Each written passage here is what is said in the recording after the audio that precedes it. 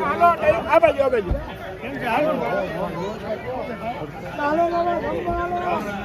હાલો આ બાજુ સાહેબ ફોટો પાડી હાલો આ બાજુ હાલો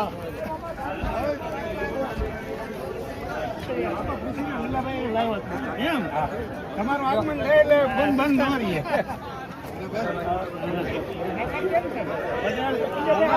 આવી ગયા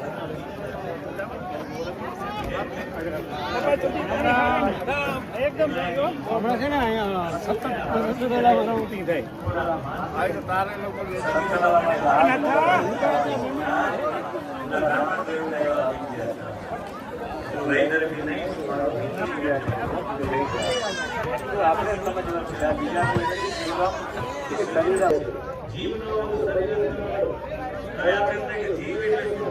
જીવ ભાવ બંધ થાય તો જ શરીર મળે.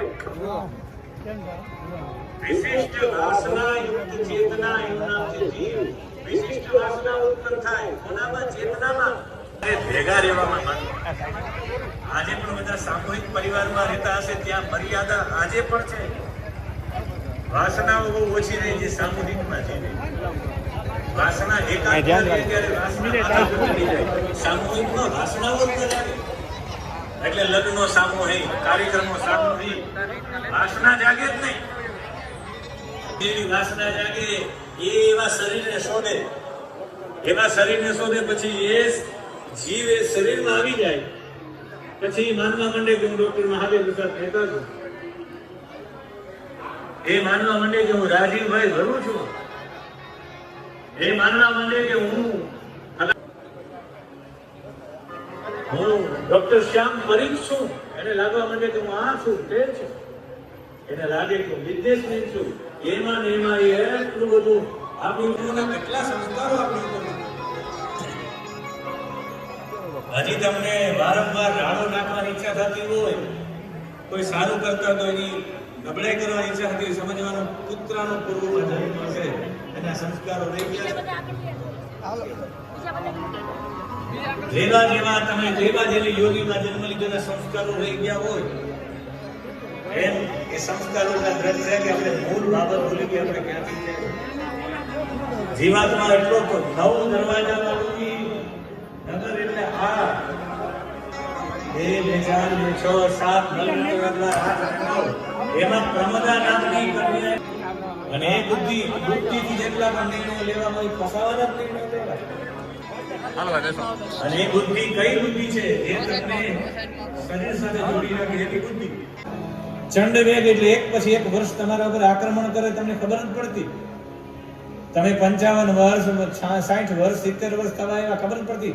આક્રમણ કરે તમને ઓહો તમે જે ચિંતનમાં જે વૃત્તિમાં રહ્યો એવો જન્મ તમારે આવતા જન્મમાં લેવો પડે. પરમાત્મા અને જીવાત્મા બે સાથે રહેવા વાળા છે, બેનું એક જેવું જ બધું કામ છે. પણ જીવાત્મા પોતાની જાતને ભોગતા માને ને પરમાત્મા પોતાની જાતને સાક્ષી માને. પરમાત્મા બધું જોયા કરે છે, જીવાત્માને બધું પોતાની જાતને માને છે કે હું ભોગતા છું, હું આ ભોગવી લઉં, એવી ઈચ્છા વ્યક્ત કરે. ઈચ્છા જ બધાને આપણે એમ કહે તો ઈચ્છા જ નહીં કરવી, ઈચ્છા કરવી પણ ભગવત ઈચ્છા કરવી. સફરજન ખાવાની ઈચ્છા થાય પણ એમ કહે કે મારા ભગવાનને ધરાવવું, પછી પ્રસાદ ગ્રહણ કરો.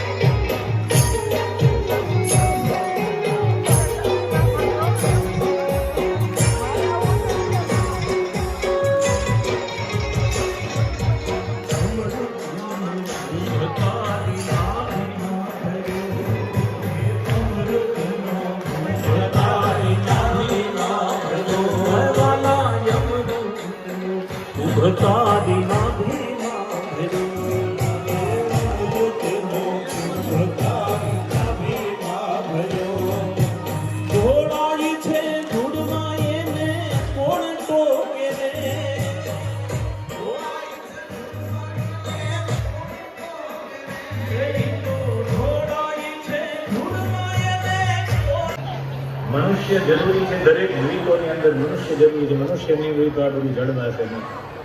એટલે પોતે નારદજી અને બ્રહ્માજીના કહેવા ઉપર લગ્ન કર્યા છે અને પ્રજાપતિ વિશ્વકર્માની પુત્રી બરહિષ્મતી સાથે લગ્ન કર્યા અને 10 પુત્રો ઉત્પન્ન થયા અને એક દીકરી ઉત્પન્ન થઈ. દીકરીનું નામ હતું ઉર્જસ્વતી અને દીકરાઓ 10 થયા. એમાં 10 દીકરાઓમાં 3 દીકરાઓ સંન્યાસી બની ગયા. એના માટે સંન્યાસી બની ગયા. પિતાજીનો વિચાર સંન્યાસી બન્યા. મહાવીર અને સવન આ ત્રણેય નૈષ્ઠિક બ્રહ્મચારી બનીને અંતે સંન્યાસી બની ગયા. પ્રિયવ્રતના જે 7 પુત્રો હતા એ 7 દ્વીપ ઉપર છોડી દીધા. એ 7 દ્વીપમાં તમે તમારી હદ પ્રિયવ્રતે આખી બધી હદો નક્કી કરી છે. હું નથી કહેતો, ભાગવતજીના 5મા સ્કંદના પહેલા અધ્યાયનો 40મો શ્લોક 502 પેજ નંબર ઉપર છે. ભૂ સંસ્થાનમ કૃતમ એન સરિત ગિરિ વનાદિભિઃ સીમા ચ ભૂત નિવૃત્તે દિવે આ